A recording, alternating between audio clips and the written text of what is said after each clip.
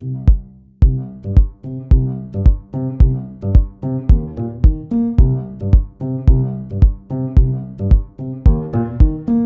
this video, we will show you how to apply a synthetic hotfix product called Crystal Galuchat to fabric using a heat press.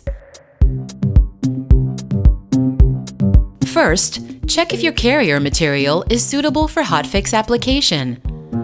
You will know if the material offers good absorbency if the drops of water are quickly absorbed by the fabric.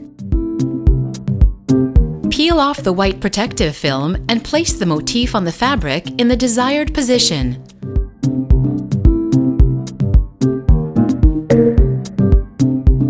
Due to the different heights of crystals on Crystal Galuchat, it must be applied from the reverse side. Use a soft compensating pad or foam to compensate for the different heights of crystals, and place it underneath the synthetic hotfix product.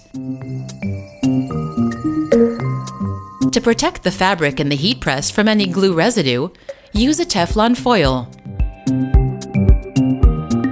Adjust the pressure, time, and temperature according to the recommendations and close the heat press.